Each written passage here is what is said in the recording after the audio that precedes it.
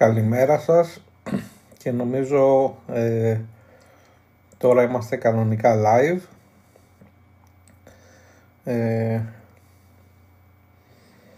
Έφυγε το ban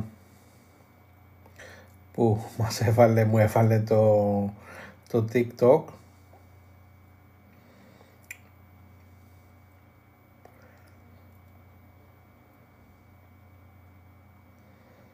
Να δούμε.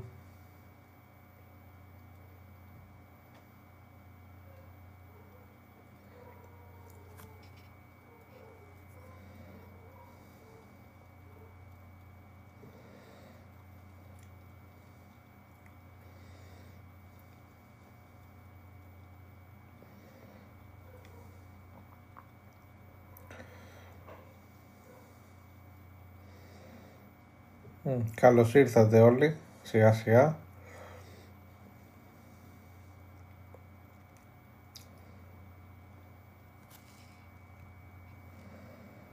Είναι το πρώτο live που κάνουμε στο TikTok. Καινούριο μέσο για μας.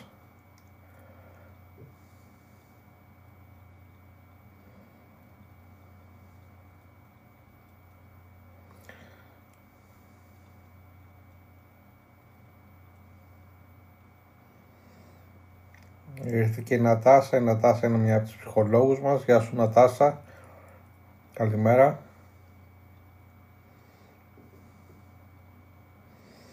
Όπως είχα αρχίσει να λέω και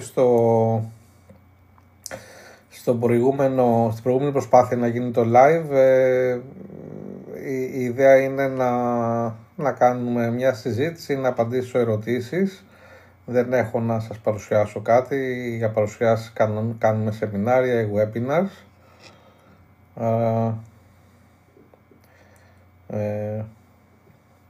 Θα είμαι διαθέσιμος για λίγη ώρα ή όσο θέλετε να απαντήσω ερωτήσεις σας και να συζητήσουμε και θέματα σχετικά με τη διπολική διαταραχή.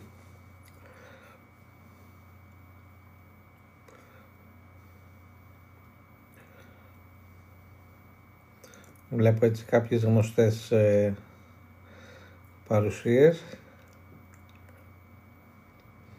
Δεν χρειάζεται να εμφανιστείτε κι εσείς. Αν θέλετε να εμφανιστείτε μπορείτε, αλλά μπορείτε ό,τι θέλετε να το γράψετε και σαν μήνυμα και να αρχίσουμε να συζητάμε το ποιο θέμα σας απασχολεί.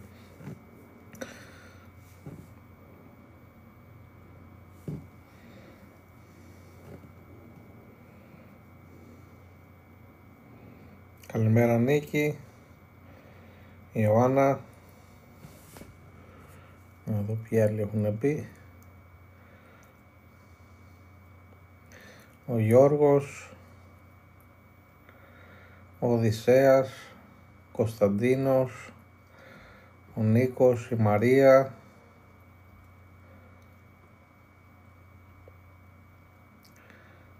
η Τζο. Κάποιοι έχετε κάτι username που δεν μπορώ να τα διαβάσω.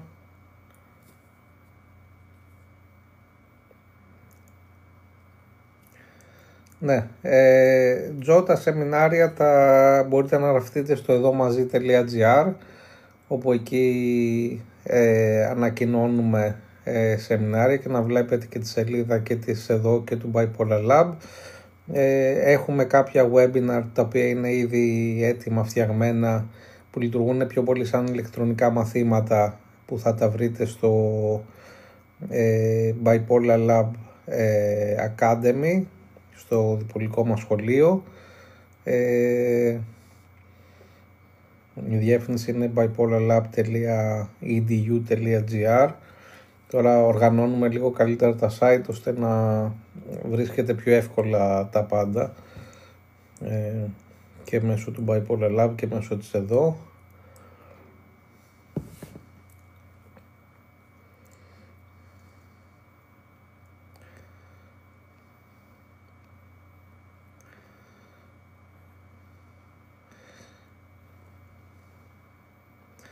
Και έχουμε επίσης και την ανοιχτή ομάδα υποστήριξης, όπου μια φορά το μήνα η Νατάσα μαζί με την Ιλιάνα, έτσι δύο πολύ καλές ψυχολόγοι που έχουμε, η Νατάσα είναι και εδώ μαζί μας σήμερα,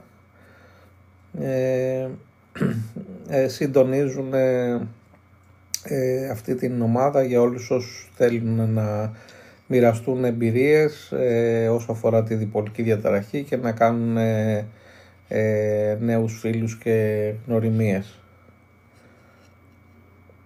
Η ομάδα αυτή την παρέχουμε δωρεάν, δεν έχει κάποιο κόστος να συμμετέχει κανείς. Τζο ρωτάει αν κάνουμε στα κέντρα μας ομαδική ψυχοθεραπεία. Ναι, και ετοιμάζουμε μάλιστα τώρα να ξεκινήσουμε και την πιο καλή μας θεραπεία, τη συνδυαστική θεραπεία. Ετοιμάζουμε να την ξεκινήσουμε σε ομαδική βάση. Σύντομα θα βγάλουμε ένα ψυχίατρο ένα βίντεο σχετικά με αυτό, με μία από τους ψυχιάτρους μας που θα υποστηρίζει το φαρμακευτικό κομμάτι της θεραπείας. Αλλά το πολύ ενδιαφέρον είναι ότι θα μπούμε στη διαδικασία να παρέχουμε την συνδυαστική θεραπεία, δηλαδή συνδυασμό φαρμακευτικής αγωγής με ψυχοθεραπεία σε ομαδική βάση. Αλλά θα ξεκινήσουν τώρα με τον νέο χρόνο και κάποιες από τις ομάδες που έχουμε, ειδικά η ανοιχτή ομάδα υποστήριξης, να γίνονται και σε τοπική βάση, όχι μόνο διαδικτυακά, στο κέντρο στην Αθήνα. Δηλαδή έχουμε αρχίσει να ξαναλειτουργούμε ακόμα περισσότερο όλα τα γραφεία μας, γιατί είχαμε περάσει πολύ σε διαδικτυακό mode. Δεν σταματάμε την διαδικτυακή δουλειά, τη συνεχίζουμε, γιατί βοηθάει κόσμο σε όλο τον κόσμο. Απλά ξαναενεργοποιούμε ακόμα περισσότερο όλα τα γραφεία μας. Ευχαριστώ Κουτσούνα, χρόνια πολλά και σε σένα. Το TikTok είναι λίγο δύσκολο μέσο, είναι λίγο το μέσο ίσως των πιο μικρών ηλικιών, αλλά σε βάζει διαδικασία να επικοινωνείς σύντομα πράγματα και to the point. Αυτά που τα λέω εγώ λίγο το zoom των θεμάτων της διπολικής διαταραχής. Δεν έχεις την ευκαιρία βέβαια εύκολα να επεξηγείς και να επικοινωνείς πολύ αναλυτικά τα θέματα, και είναι εύκολο καμιά φορά να παρεξηγηθούν τα πράγματα που συζητάμε. Καλημέρα Αντώνη. Και ένας αστρολόγος μπήκε, μας πει λίγο για τα άστρα. Καλημέρα αστρολόγε. Ο Φώτης, γεια σου Φώτη.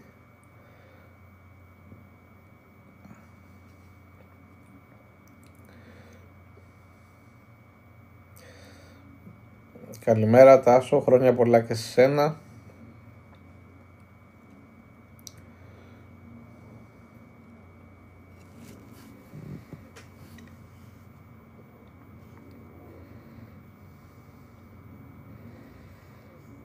Νατάσα, δεν ξέρω αν θες να εμφανιστείς, να πούμε τίποτα και για τις ομάδες, μια που ακόμα δεν έχει πάρει μπρος η συζήτηση. Δεν ξέρω πώς το κάνεις κιόλας, λογικά. Ξέρετε παιδιά πώς εμφανίζεται κάποιος moderator που έχουμε?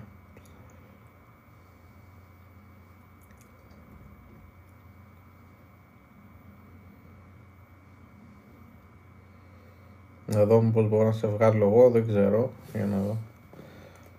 Host. Πρέπει να σε κάνω co-host.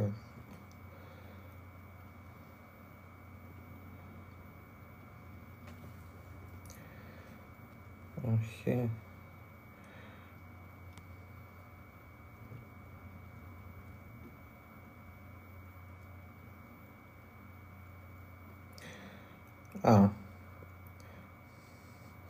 Έχει διάφορα για να γίνει αυτό έχει διάφορα requirements, διάφορα κριτήρια. Η τεχνητή νοημοσύνη του TikTok πρέπει να μας δουν ότι είμαστε πιο ενεργοί και να το κάνουμε τουλάχιστον 3 φορές για να αρχίσουν να υπάρχουν co-host. Άρα μάλλον δεν μπορεί να εμφανιστεί η Νατάσα. Μπορεί να μας γράφει εδώ νομίζω, εκτός αν τα καταφέρει, δεν ξέρω.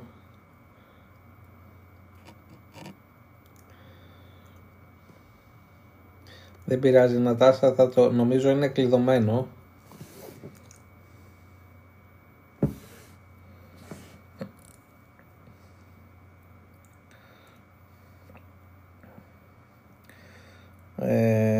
Να δω μήπως μπορώ να σε φέρω με κάποιο τρόπο.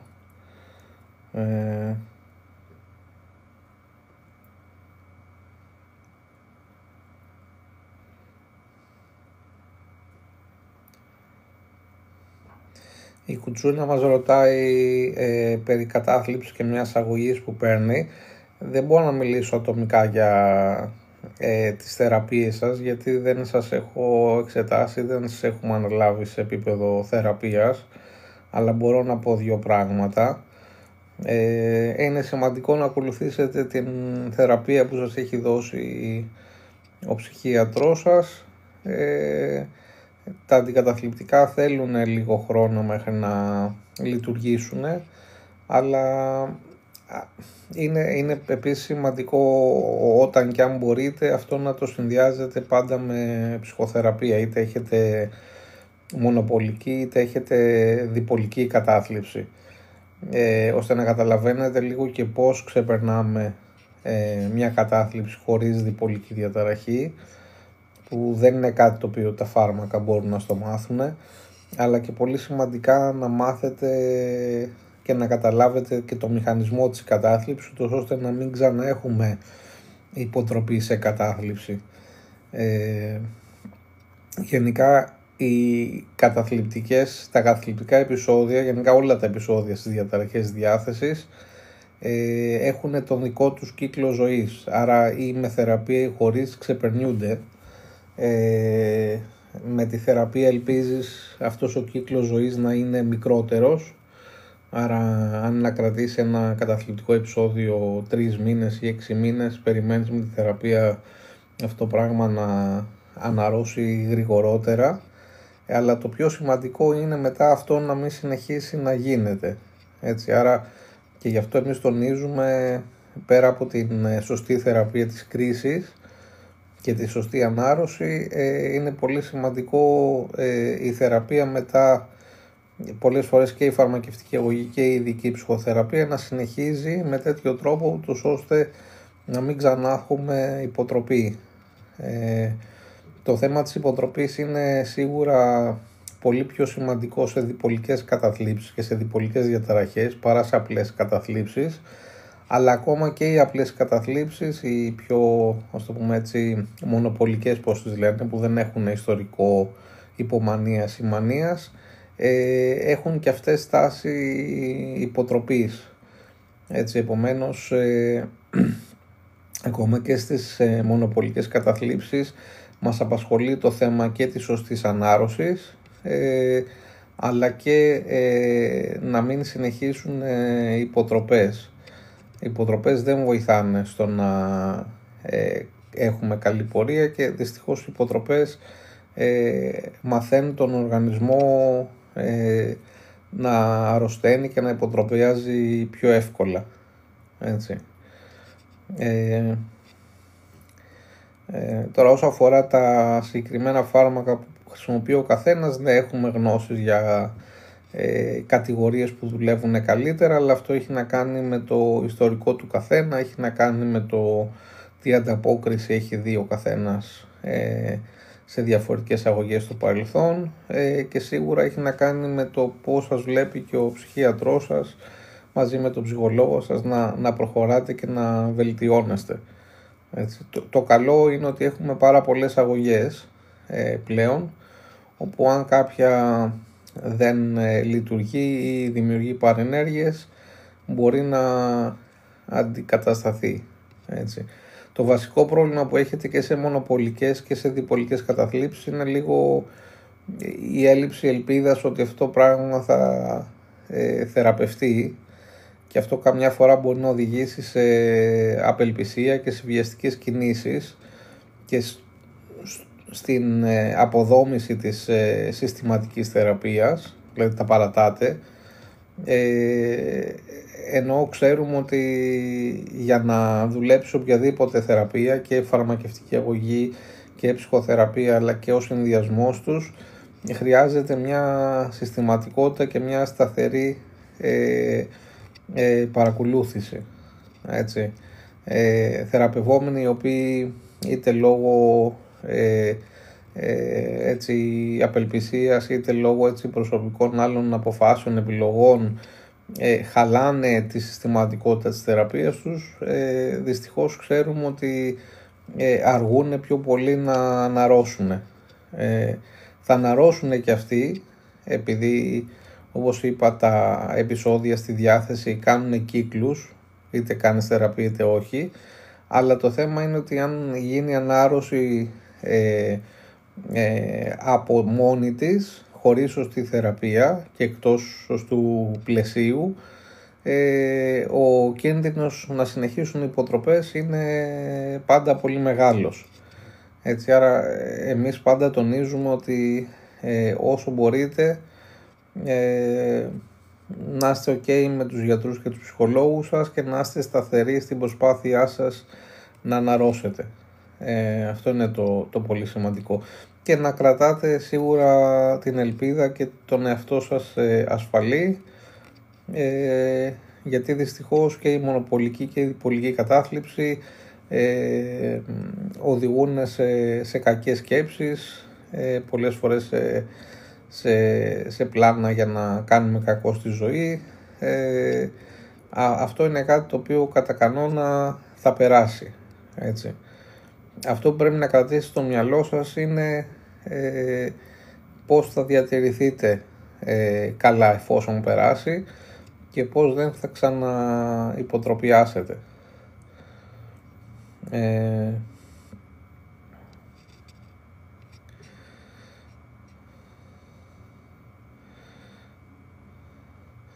Η Κουτσούνα μας ρωτάει για αγχώδεις διαταραχές, ότι αυτό της βγαίνει σε εξάραση και κλάμα. Τα θέματα του άγχους έχουν και αυτά την ιδιαιτερότητά τους, έχουν και αυτά τους κύκλους τους, και βγάζουν διάφορες συμπεριφορές. Απλά το άγχος σε ένα βαθμό είναι και πολύ πιο φυσιολογικό να το έχουμε, δηλαδή πολλές ώρες άνθρωποι που έχουν δυσκολίες με το άγχος αναπτύσσουν και κάποιες σκέψεις που δεν είναι τόσο βοηθητικές, ότι δεν πρέπει να αγχώνονται καθόλου, ή ότι αν αγχώνονται αυτό είναι ένδειξη ότι δεν είναι καλά και δεν πάει καλά η θεραπεία τους.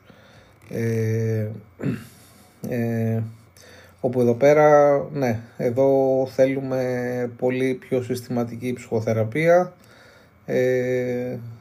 Δουλεύουμε προγράμματα για το άγχος, αν δείτε στο άγχος.gr, όπου μπορείτε να κάνετε και τεστάκια σχετικά με τα θέματα του άγχους σας, αλλά και να μάθετε περισσότερα για τις διάφορες αγχώδεις διαταραχές.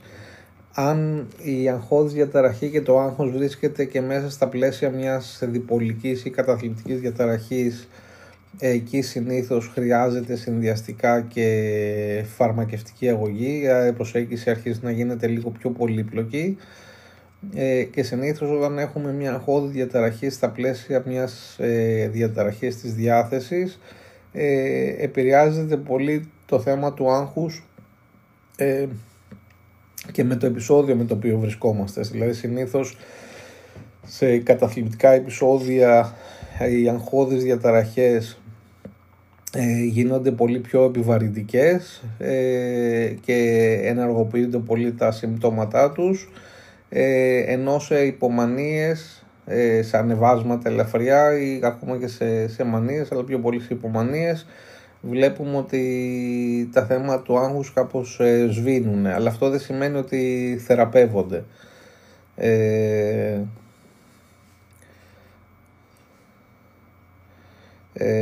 Οι ψυχολόγοι να μιλήσετε για θέματα αγχωδών διαταραχών από το κέντρο μας είναι η Κλεοπάτρα Ισουπιού που ειδικεύεται σε αυτά, και η Μαριάννα Ιτσαντού που θα τις βρείτε μέσω του Bipolar Lab και του Anchos.gr, και θα χαρούν να σας βοηθήσουν περισσότερο με αυτά.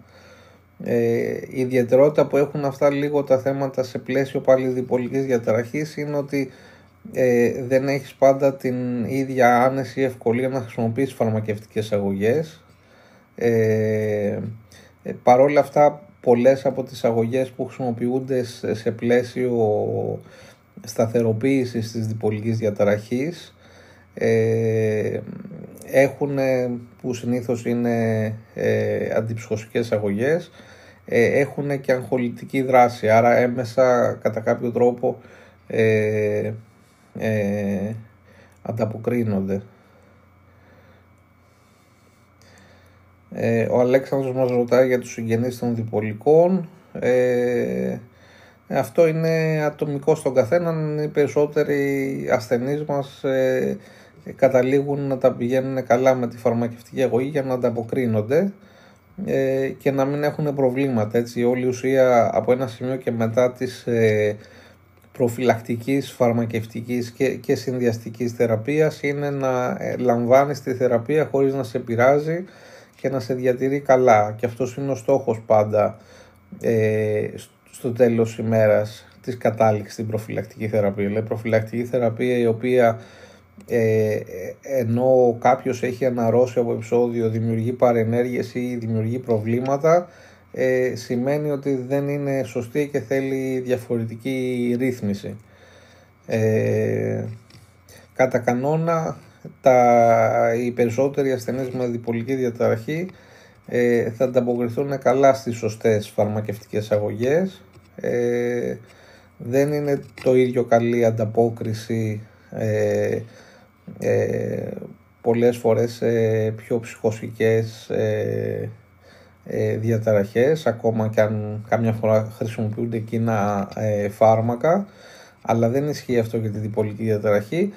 Και όταν δεν βλέπουμε καλή ανταπόκριση σε διπολικές διαταραχές σε φαρμακευτική αγωγή, εκεί πέρα θα πρέπει να σκεφτούμε αν υπάρχει κάποια συνοσηρότητα η οποία δημιουργεί πρόβλημα και δεν βοηθάει στο να νιώθει καλά ο ασθενής ή δεν έχει αντιμετωπιστεί, ή αν δεν είναι σωστό το σχήμα.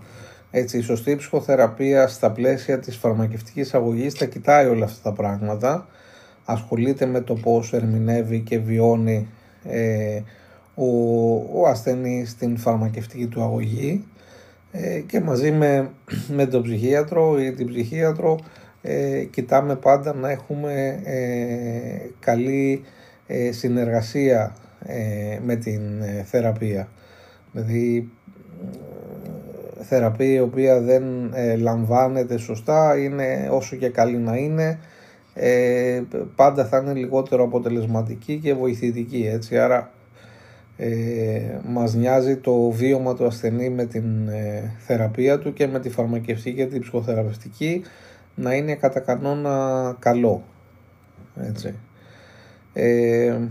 Επίσης, άλλες περιπτώσεις που μπορεί να αργεί να δούμε ανταπόκριση, να μην έχουμε πολύ καλή ανταπόκριση, είναι σε ασθενείς που έχει γίνει πιο χρόνιο το πρόβλημα μετά από αλλεπάλληλα επεισόδια, όπου και γι' αυτό εμείς συνέχεια λέμε, και αυτό είναι έτσι μια από τις βασικές αρχές του θεραπευτικού μας μοντέλου, ότι όσο πιο νωρίς ξεκινήσει η θεραπεία και όσο πιο νωρίς είναι εξειδικευμένοι και σταματήσουν τα επεισόδια, δεν θα έχουμε να αντιμετωπίσουμε θέματα ανθεκτικότητας στο μέλλον. Έτσι, αλλά αυτά όλα θέλουν, για το κάθε περιστατικό θέλουν ιδιαίτερη αξιολόγηση και ανάλυση. Δεν είναι κάτι το οποίο μπορείς με το καλημέρα να το καταλάβεις, αλλά συνήθως σε τέτοιες περιπτώσεις δεν βλέπουμε καλή ανταπόκριση στις αγωγές. Αλλά πρέπει να υπάρχουν και σωστές προσδοκίες, έτσι, δηλαδή κάποιοι χτίζουν τόσο μεγάλη πίστη στις φαρμακευτικές αγωγές που θεωρούν ότι τα φάρμακα θα τους λύσουν όλα τους τα προβλήματα. Αυτό δεν είναι κάτι το οποίο ισχύει. οι φαρμακευτικές αγωγές κατά κανόνα αντιμετωπίζουν κρίσεις, επεισόδια, βοηθάνε πολύ, είναι πολύ σημαντικές και παρέχουν, εφόσον υπάρχει ανάρρωση, προφύλαξη από νέα επεισόδια. Έτσι, δεν υπάρχει κανένα σχήμα βέβαια που δίνει 100% προστασία. Όλα αυτά αξιολογούνται κατά τη διάρκεια της παρακολούθησης και της θεραπείας. Αν κάποιος κάνει πράγματα ή εμπλέκεται σε συμπεριφορές που αυξάνουν τον κίνδυνο υποτροπής, ακόμα και με την καλύτερη φαρμακευτική αγωγή θα υποτροπιάσει. Έτσι. Άρα το τέλειο σχήμα χτίζεται και γίνεται συνεργατικά με όλα τα μέλη και της θεραπευτικής ομάδας και της οικογένειας του ασθενή, και φυσικά με τον ασθενή μπροστά σαν αρχηγό αυτής της διαδικασίας. Γεια σου Δέσποινα. Αν είναι η Δέσποινα που ξέρω, έχει και ένα πολύ ωραίο podcast και έχουμε κάνει και ένα podcast μαζί. Αν είσαι η Δέσποινα η γνωστή, πες ένα γεια.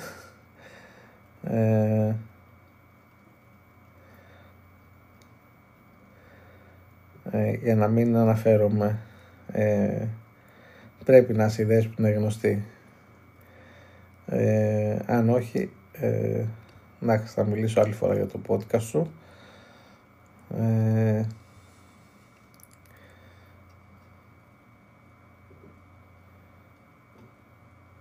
Γεια σου Αναστασία, καλώς μας ήρθες και εσύ.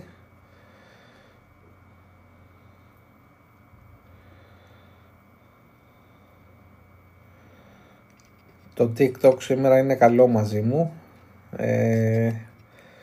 Όπως βλέπετε, η τεχνητή νοημοσύνη έχει αρχίσει να μπαίνει κατά πολύ στη ζωή μας, και όσοι είδατε τι έγινε την Παρασκευή που το είχαμε προγραμματίσει το live, επειδή είχα αργήσει λίγο με την κίνηση, έκανα το λάθος να ξεκινήσω το live ενώ ήμουν ακόμα στο αμάξι και με πήρε χαμπάρι η τεχνητή νοημοσύνη και με έκανε ban.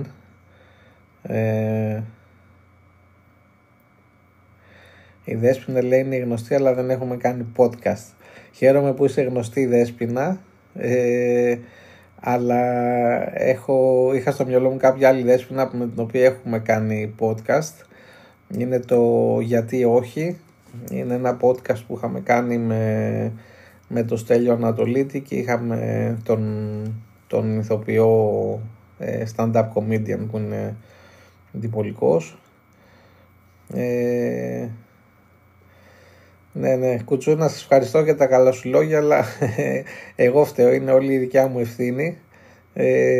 Δεν θα έπρεπε να κάνω κάτι τέτοιο και σωστά το έχουν φτιάξει αυτό το σύστημα τεχνητής νοημοσύνης όταν βλέπει επικίνδυνες συμπεριφορές να μας συμμαζεύει όλους. Δεν ήταν σωστό να οδηγώ και να είμαι σε live, και ευτυχώς το κατάλαβε. Η Τζο ρωτάει για τη διπολική διαταραχή που ανήκει στο DSM. Ανήκει στις διαταραχές διάθεσης. Έχει μια βάση η ερώτηση της Τζο, γιατί παλιά υπήρχε μια θεώρηση ότι η διπολική διαταραχή είναι μια ψυχοσική διαταραχή, η οποία θεώρηση μέσα στα χρόνια τελικά, που τότε τη λέγανε και πιο πολύ μανιοκατάθλιψη, όπου μέσα στα χρόνια αυτή η θεώρηση έπαψε να ισχύει, δηλαδή πλέον την αναγνωρίζουμε σαν διαταραχή της διάθεσης, όχι σαν ψυχοσική διαταραχή. Τότε βέβαια που τη θεωρούσαν πιο πολύ ψυχοσική διαταραχή, το κακό ήταν ότι δεν είχαμε θεραπείες στην ουσία αποτελεσματικές. Οι περισσότεροι ασθενείς χειροτέρευαν μέσα στον χρόνο. Κατά κανόνα βλέπαμε περιστατικά όπου βγάζανε και πολύ ψύχωση. Ψύχωση είναι συμπτώματα τα οποία Το άτομο κατά κανόνα φαίνεται ότι έχει χάσει την επαφή με την πραγματικότητα, παραλυρματικές, καταδιοκτικές ιδέες, φωνές, οράματα, τέτοια πράγματα που θα δούμε κυρίως σχιζοφρένεια. Και επειδή εκείνη την εποχή οι περισσότεροι διπολικοί ασθενείς με διπολική διαταραχή γινόντουσαν χρόνοι, και αυτό που έβλεπες πιο πολύ ήταν την ψύχωση ή ψυχοσικές καταλήξεις σε μανιακά ή ακόμα σε πολύ βαριά καταθλιπτικά επεισόδια. Υπήρχε μια βάση να τη θεωρούν έτσι πιο πολύ ψυχοσική διαταραχή. Αυτό πλέον έχει αλλάξει και από μελέτες που έχουμε και τη σύγχρονη εποχή αυτό που ξέρουμε είναι ότι ψυχοσικά συμπτώματα θα βγάλει ένα ποσοστό, μικρό ποσοστό των διπολικών ασθενών, όχι όλοι, και πλέον σωστά θεωρείται κατά κανόνα διαταραχή της διάθεσης, όχι ψυχοσική διαταραχή. Ναι. Αυτός ο διαχωρισμός μεταξύ ψυχώσεων νευρώσεων έρχεται λίγο πιο πολύ από την ψυχανάλυση. Δεν πολύ χρησιμοποιείται τόσο πολύ στις μέρες μας, εκτός αν δουλεύετε πιο πολύ ψυχαναλυτικά, αλλά θα λέγαμε ότι η διπολική διαταραχή είναι ίσως κάπου στη μέση. Έτσι. Νευρώσεις τώρα πιο πολύ θα θεωρηθούν αγχώδεις διαταραχές, αν κάνουμε ακόμα αυτό το διαχωρισμό. Ναι, είναι η παλιά θεώρηση και σας εξηγώ λίγο γιατί αυτό ήταν κάτι το οποίο γινότανε. Πλέον τις μέρες μας, και αν υπάρχει εδώ νεαρό κοινό στο TikTok, που έχω ενημερωθεί ότι κατά κανόνα το κοινό είναι νεαρό, στις μέρες μας η νέα γενιά δεν έχει λόγο να γίνει χρόνια, ακόμα και μετά από κάποια επεισόδια, ακόμα και αν έχει εξελιχθεί η διπολική διαταραχή και έχει βγάλει συνοσυρότητες ή έχει χτίσει μια ανθεκτικότητα, μπορεί να αντιμετωπιστεί και να ξαναπάρει μια καλή πορεία. Έτσι, αυτό είναι πολύ σημαντικό.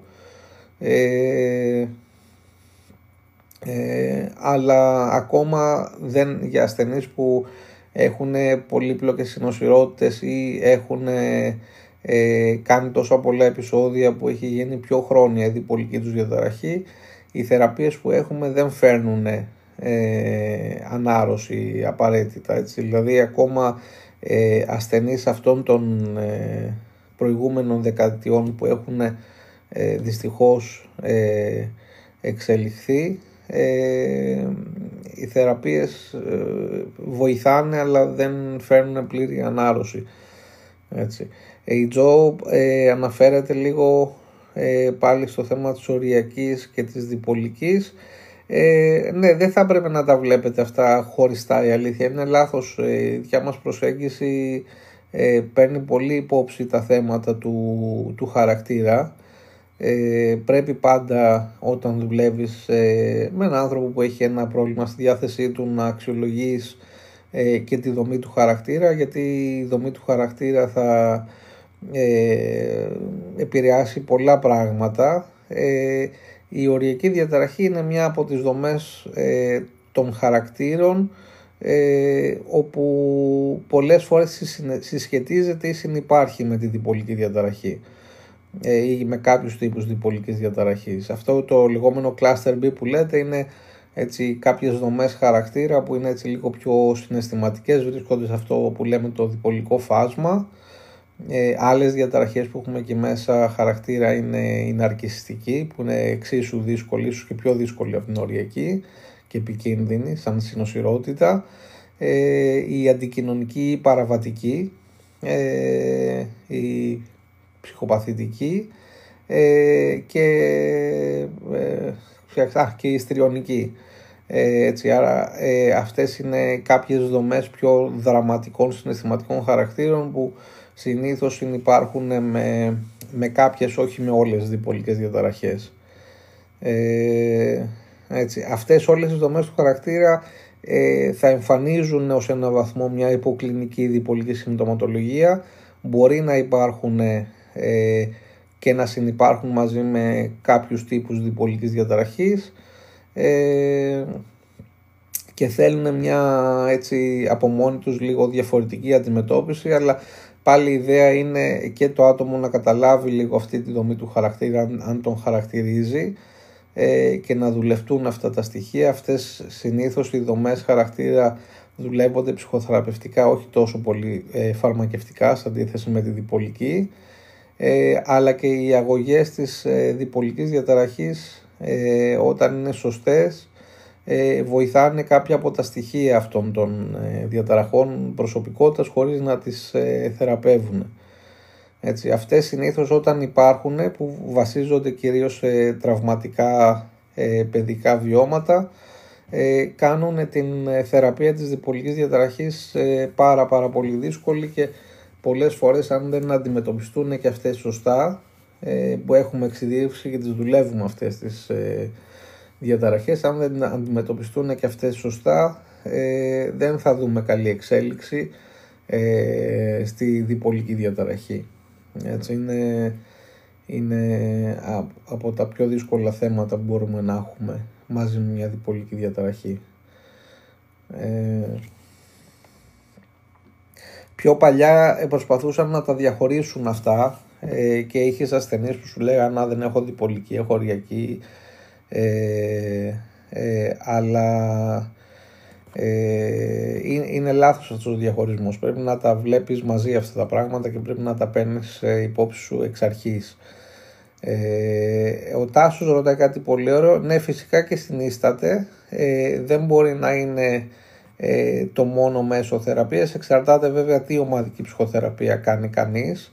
Εγώ αυτό που τονίζω είναι ότι όλες οι ψυχοθεραπείες της διπολικής, για να μην είναι επικίνδυνες και να είναι αποτελεσματικές, θα πρέπει να έχουν σχεδιαστεί και να έχουν γνώση των θεμάτων της διπολικής διαταραχής. Και ανέφερα στην αρχή λίγο και τη νέα ομαδική συνδυαστική θεραπεία που θα ξεκινήσουμε με τον νέο χρόνο με μία από τους ψυχιάτρους μας, όπου εκεί για πρώτη φορά θα προσφέρουμε σε ομαδικό πλαίσιο και γνωσιακή συμπεριφορική θεραπεία και φαρμακευτική αγωγή σε όσους κριθούν κατάλληλοι να συμμετέχουν. Έτσι, αυτό είναι κάτι καινούριο και πρωτοποριακό γενικότερα, δεν έχει ξανά δημιουργηθεί τέτοια ομάδα, αλλά πιστεύουμε με την εμπειρία και την εξειδίκευση που έχουμε και με την ομάδα που έχει φτιαχτεί να υποστηρίζει τα προγράμματά μας, ότι θα βοηθήσει και θα μας κάνει πολύ προσβάσιμη την πιο αποτελεσματική μας θεραπεία. Γενικά πάλι θέλει σωστή κρίση για το τι ψυχοθεραπεία είναι σωστή στην κάθε διπολική διαταραχή, και θέλει ειδική και σωστή κρίση όπως θέλει και με την αγωγή. Έτσι, δηλαδή κάποιες ψυχοθεραπείες δεν βοηθάνε ή δεν βοηθάνε οι ψυχοθεραπείες σε όλες τις φάσεις της διπολικής διαταραχής. Έτσι. Αλλά πάντα η ψυχοκοινωνική υποστήριξη και η σωστή διαχείριση είναι απαραίτητη. Δεν μπορείς σε κάποιον άνθρωπο με οποιοδήποτε θέμα ψυχικής υγείας απλά να του γράφεις μια συνταγή και να τον κρατάς με μια αγωγή χωρίς υποστήριξη, χωρίς κάποιο σωστό ψυχοκοινωνικό πλαίσιο. Κάποιος θέλει να τον ακολουθήσω, θα το δούμε. Εντάξει, το μαθαίνω το TikTok, δεν καταλάβει τι σημαίνει να ακολουθείς κάποιον, αλλά δεν είναι εύκολο να ανοίγω ατομικές επαφές και διαλόγους εκτός πλαισίου δουλειάς. Ούτε σωστό. Τάσο, ελπίζω να σε κάλυψα, αλλά ναι, σε διάφορα πλαίσια. Ομάδα για φροντιστές, ναι, θα ξεκινήσει και αυτό το πράγμα, θα το υποστηρίξει η Νατάσα Χαμπίδου που έτρεχε πολύ καιρό την ανοιχτή ομάδα που τα συνδυάζαμε και τα δύο, αλλά η συγκεκριμένη ομάδα που αναφέρθηκα συνδυαστικής θεραπείας θα αφορά κατά κύριο λόγο ασθενείς, έτσι, θα αφορά κατά κύριο λόγο ασθενείς. Όσοι είστε μπερδεμένοι με όλα αυτά που έχουμε και παρέχουμε, επειδή είναι πολλά, μπορείτε πάντα να καλείτε την κυρία Σουπιού, την Κλεοπάτρα Σουπιού, η οποία είναι μια από τις πιο βασικές ψυχολόγους που έχουμε στην ομάδα μας και είναι πολλά χρόνια μαζί μου και συντονίζει και το εκπαιδευτικό πρόγραμμα και τις εθελοντικές και εκπαιδευτικές παρεμβάσεις που έχουμε, και μπορεί να σε εξηγήσει όλα αυτά που έχουμε και κάνουμε, αλλά σίγουρα πρέπει να καταλάβετε λίγο λόγω της πολυπλοκότητας που υπάρχουν τα θέματα με τη διπολική διαταραχή. Όλα αυτά που παρέχουμε δεν μπορούν να δίνονται σε μορφή σούπερ μάρκετ, έτσι, άρα πρέπει να γίνεται πρώτα μια σωστή αξιολόγηση, να καταλαβαίνουμε μαζί ανάγκες που έχει ο καθένας, και κατά κανόνα και με τη δικιά σας συμμετοχή να αποφασίζουμε τι θα ήταν καλύτερο και πιο κατάλληλο για εσάς ανά περίοδο και φάση της κατάστασής σας, έτσι. Άρα αυτό είναι πολύ σημαντικό να το καταλάβετε, γιατί το ότι έχουμε πάρα πολλά πράγματα και παρέχουμε πολλά προγράμματα και υπηρεσίες δεν σημαίνει ότι όλα είναι κατάλληλα για όλους, έτσι. Άρα πρέπει να γίνει μια σωστή πρώτη αρχική αξιολόγηση, να καταλάβουμε λίγο πού βρίσκεται ο καθένας, τι ανάγκες έχει. Πάντα ακούμε και τα προσωπικά αιτήματα, έτσι, και τα παίρνουμε υπόψη μας, αλλά δεν είναι θέμα κατά κύριο λόγο μόνο δικών σας επιλογών. Είναι κάποιοι που έρχονται και θεωρούν ότι ξέρουν καλύτερα από εμάς, το καταλαβαίνουμε αυτό, το συμπονούμε κατά κάποιο τρόπο, αλλά δυστυχώς όταν έρχεται κάποιος με τέτοια λογική και τέτοιο attitude, κατά κανόνα δεν πάει καλά, γιατί θεωρεί ότι μπορεί να τα κάνει μόνος του και ξέρει να τα διαχειριστεί μόνος του καλύτερα, άρα εμείς είμαστε περιττοί, άρα δεν μας χρειάζεται κάποιος ο οποίος θεωρεί ότι ξέρει καλύτερα από εμάς που έχουμε αφιερωθεί σε αυτό, έτσι. Βέβαια πάντα αναγνωρίζουμε το προσωπικό βίωμα πόσο σημαντικό είναι και πόσο αναντικατάστατο, έτσι, δηλαδή το προσωπικό βίωμα που έχει ο καθένας με αυτό δεν μπορεί να το έχει κανένας ειδικός, αλλά το προσωπικό βίωμα δεν είναι αρκετό για να δώσει σωστές αποφάσεις για το τι βοηθάει ή δεν βοηθάει στον καθένα. Τι ώρα είναι, γιατί έχω να πάω και στα παιδάκια μου. Έχουμε ένα τετζαρτάκι και οι γη μου με περιμένουν. Πρέπει να τους πάω το hoverboard και να είμαι γύρω τους, να μην πέσουν και σκοτωθούν. Άρα έχουμε 15 λεπτά ακόμα μαζί, να απαντήσω όποια άλλη ερώτηση έχετε. Και ναι, θέλουμε λίγο χρόνο έτσι να ξεκουραστούμε και να βγάλουμε ενημερώσεις για τις νέες ομάδες. Χαίρομαι που αγαπάτε όλη την Νατάσα, έχει βοηθήσει πολύ με το να στηθεί και να υπάρχει και να τρέχει η ανοιχτή ομάδα, και η Νατάσα πλέον έχει ενταχθεί και στην ιδιωτική μας ομάδα, δούλευε και πριν, έτσι, θεραπευόμενους. Σας ευχαριστώ, Κουτσούνα. Προσπαθώ με τα βιντεάκια, δεν είναι εύκολα, αλλά βοηθάνε λίγο στην επαφή. Προσπαθώ λίγο όσο γίνεται, έτσι, όσο γίνεται να είναι να δίνουν συγκεκριμένες γνώσεις και όσο γίνεται πράγματα που ξέρουμε ότι βοηθάνε τα θέματα της διπολικής διαταραχής.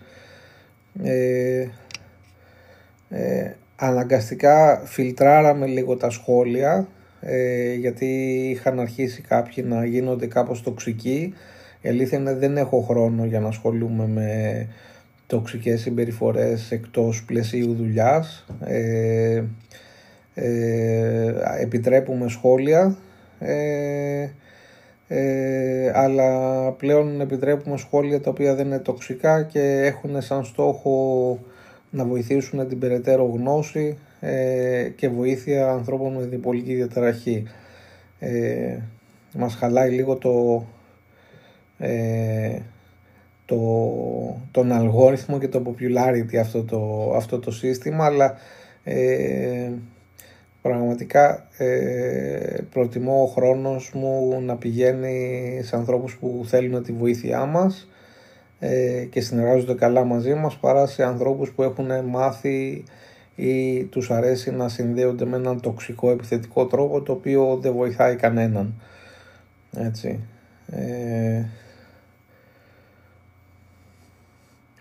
Άρα καλώς ή κακώς οριοθετούμε αυτές τις συμπεριφορές. Γεια σου Μίλτο, ευχαριστούμε. Θα μου άρεσε να μάθω λίγο ηλικίες εδώ, να δούμε αν όντως το κοινό του TikTok, όπως μας έχουν πει, είναι λίγο έτσι πιο νεαρό και πιο μικρό. Και όσο είστε πιο νέοι, μη φοβάστε. Όπι κουτσούνα είναι από τις μεγάλες μας, εντάξει. Όσο είστε πιο νέοι, μη φοβάστε με το θέμα της διπολικής διαταραχής. Μπορώ να καταλάβω ότι μπορώ να διαβάζετε πράγματα που να σας τρομάζουν ή εάν είστε σε κάποια κρίση, μπορεί τα πράγματα να σας κάνουν να νιώθετε ότι δεν θα βγείτε ή δεν θα τελειώσει αυτή η κρίση, αλλά η συμβουλή μου είναι συνεργαστείτε καλά με τον ψυχίατρό σας, τον ψυχολόγο σας, όλους τους ανθρώπους που είναι εκεί να σας βοηθήσουν, και πλέον τις μέρες μας με τις γνώσεις που έχουμε και την ειδίκευση που έχουμε, με λίγη υπομονή και προσπάθεια μπορεί να πάει καλά αυτό το πράγμα, έτσι. Ναι, όλα θέλουν το χρόνο τους και υπομονή. Ναι. Και όσο δεν έχουμε υποτροπές, αυτό κρατάτε στο μυαλό σας, όλα τα άλλα είναι φρουφρού και αρώματα, έτσι. Δηλαδή το πιο σημαντικό είναι να σταματήσουν οι υποτροπές. Αν σταματήσουν οι υποτροπές και προσέχουμε λίγο τα πράγματα τα οποία μπορεί στο παρελθόν να έχουν υποτροπιάσει την διπολική σας διαταραχή, δεν υπάρχει λόγος να μην γίνετε καλά και να μην πάτε καλά πλέον.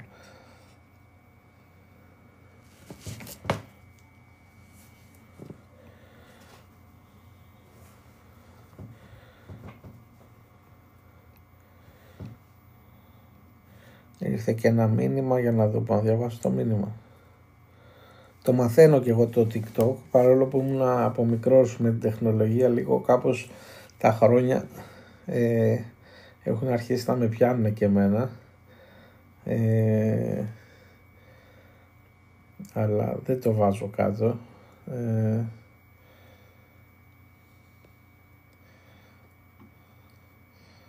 Λοιπόν, για να δω λίγο.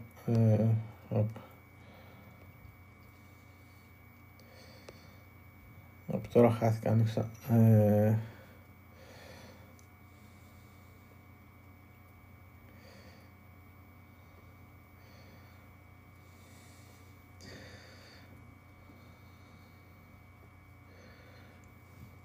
Ο Κωνσταντίνος, που είναι ένας από τους ψυχολόγους του προγράμματός μας,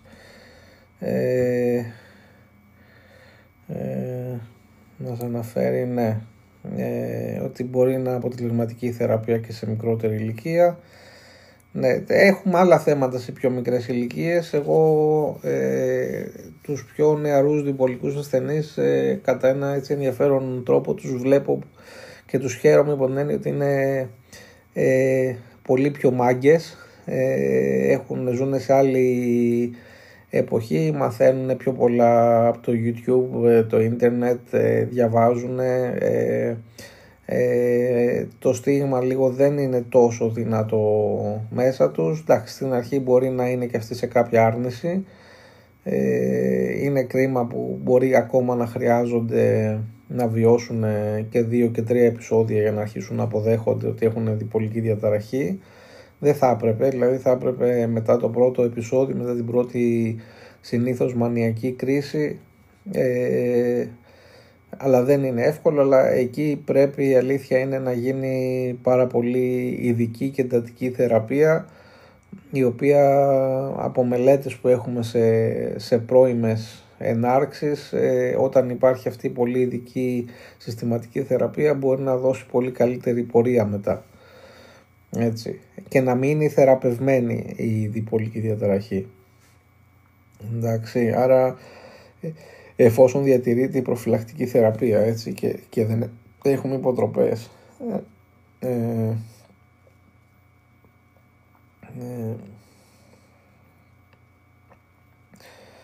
αυτά νομίζω. Για πρώτο live κάτι κάναμε. Ευχαριστώ όσους όλους μπήκατε. Θα σας αφήσω σύντομα για να πάω στους γιους μου που περιμένουν. Κάτι καταλαβαίνω, έχουν αρχίσει να καταλαβαίνουν και αυτοί για τα θέματα της δουλειάς, αλλά ακόμα είναι μπέμπιδες, αλλά ναι, σταδιακά θα τους έχουμε και αυτούς. Άστε καλά, καλές γιορτές να έχετε, και ναι, αν θέλετε βιντεάκια για συγκεκριμένα πράγματα ή συμβουλές έτσι που βοηθάνε και άλλους για συγκεκριμένα πράγματα, μπορείτε να στέλνετε ένα μήνυμα στο TikTok, είτε ιδιωτικό είτε δημόσιο, και όσο μπορώ και προλαβαίνω θα σας απαντώ. Εντάξει, και θα έχουμε σύντομα και άλλα μέλη της ομάδας μας που θα αρχίσουν να συμμετέχουν και να βοηθάνε σε όλη αυτή τη διαδικασία, άρα δεν θα είμαι μόνος μου για πολύ ακόμα, ευτυχώς, αλλά έπρεπε να κάνω την αρχή, και θα χαρούμε να είμαστε εδώ όλοι να υποστηρίζουμε με όποιο τρόπο μπορούμε. Καλή συνέχεια και τα λέμε. Να είστε καλά. Να δω τώρα πώς κλείνει.